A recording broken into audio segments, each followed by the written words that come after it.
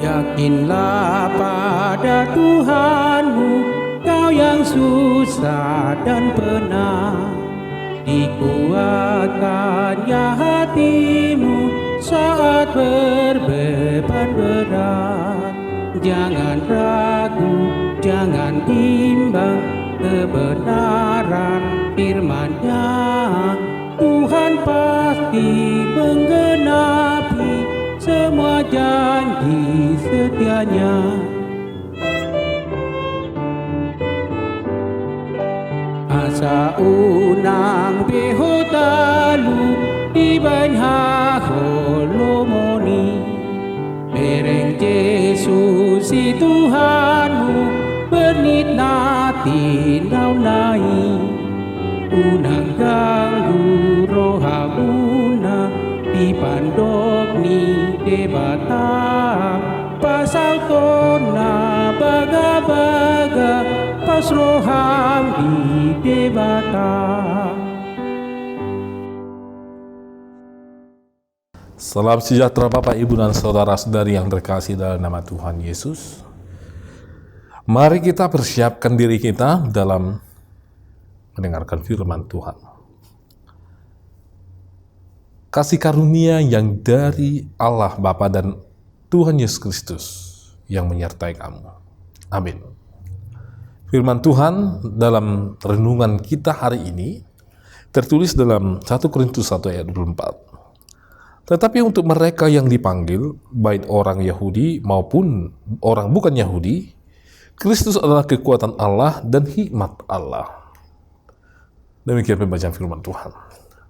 Bapak, Ibu, dan saudara-saudari, fanatik sektarian itu penting.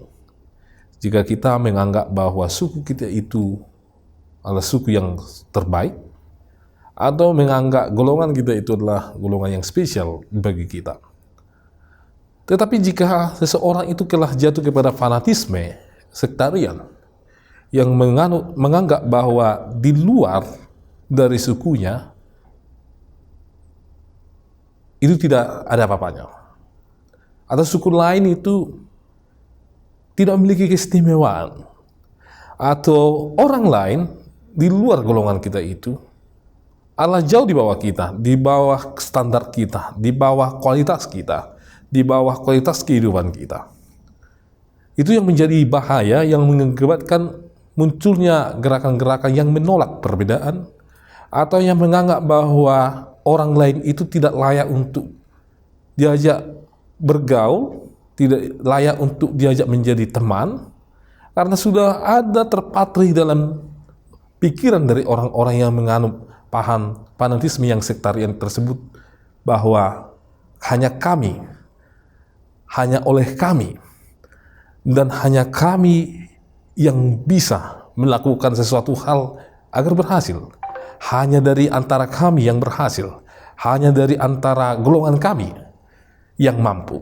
Di luar itu tidak kami akui. Hal ini sudah pernah terjadi di jemaat mula-mula, yaitu di jemaat di Korintus. Ketika Injil itu sampai ke tengah-tengah orang-orang Yahudi dan orang-orang non-Yahudi yang ada di kota Korintus, ada orang yang menganggap bahwa keselamatan itu, kabar baik itu, Yesus itu, Allah itu hanya milik dari mereka yang orang-orang bersunat atau orang-orang Yahudi.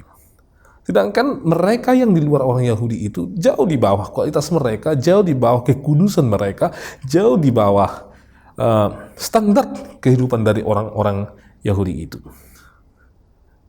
Itulah yang menjadi persoalan yang membuat terjadinya pergejolakan di tengah-tengah jemaat mula-mula yang dilayani oleh si Paulus di kota Korintus. Dan mungkin di situasi sekarang ini masih ada begitu banyak orang yang memahami hal-hal yang demikian, bahwa orang yang layak menjadi masuk ke tengah-tengah anggota keluarga kita adalah hanya dari suku tertentu, suku lain jangan. Atau orang-orang yang menurut sebagian orang diselamatkan Tuhan hanya dari orang-orang yang terdaftar namanya di gereja. Sedangkan orang-orang lain itu tidak perlu diselamatkan. Dan itu adalah menjadi istilahnya kayu bakar neraka, sobannya pinaroko.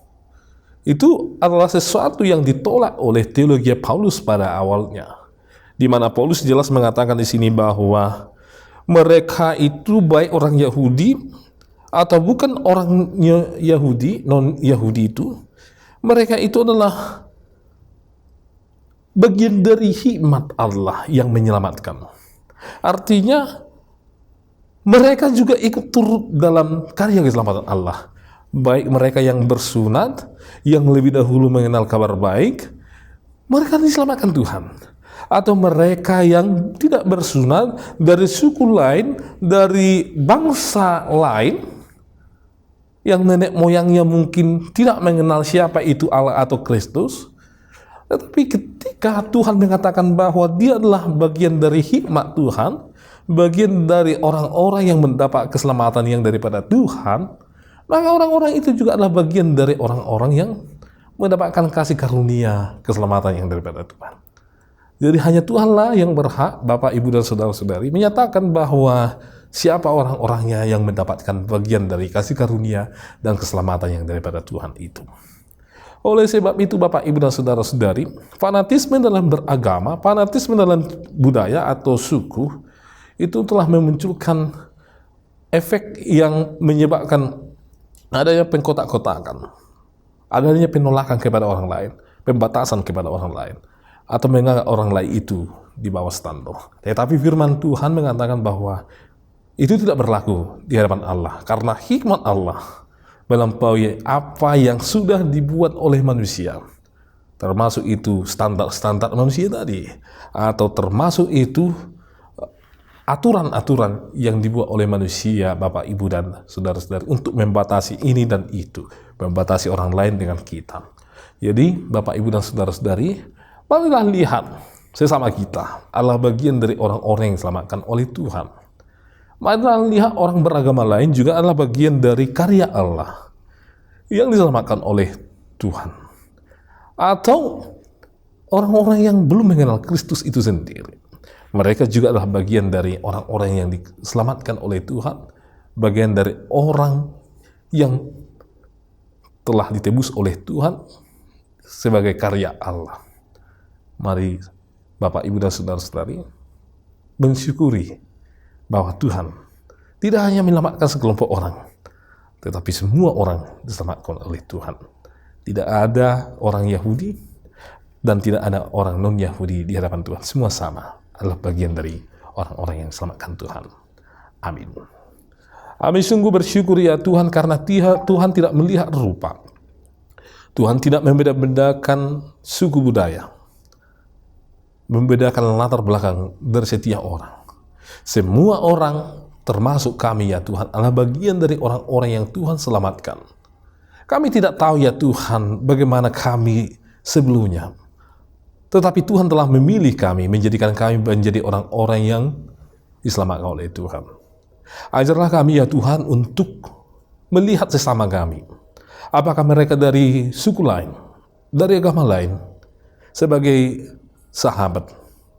Kami melihat mereka sebagai orang-orang yang mendapatkan kasih karunia daripada Tuhan, yang diselamatkan oleh Tuhan.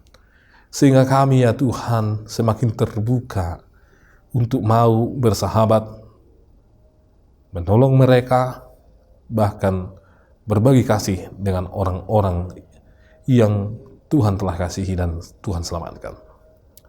Ya Tuhan, ajarlah kami untuk membenahi diri kami di tahun 2023 ini, sehingga semua ya Tuhan yang Tuhan anugerahkan bagi kami, itu dapat kami aplikasikan di tengah-tengah kehidupan kami. Kalau dari Tuhan bersumber hikmat, maka hikmat itu harus kami aplikasikan di tengah-tengah keluarga, kehidupan kami, atau tengah-tengah gereja. Kalau Tuhan menganugerahkan bagi kami kekuatan, kekayaan, pikiran, dan berbagai hal, ajarlah kami ya Tuhan untuk menyalurkan ini menjadi berkat bagi sesama kami, baik di rumah atau di lingkungan masyarakat. Ya Tuhan, berkatilah gereja, berkatilah ya Tuhan pelayanan, agar kiranya seluruh jemaat Tuhan bersuka cita atas pekerjaan Tuhan melalui gereja. Berkati juga ya Tuhan, umat Tuhan dimanapun mereka berada. Lindungilah, berikan kesehatan, kekuatan.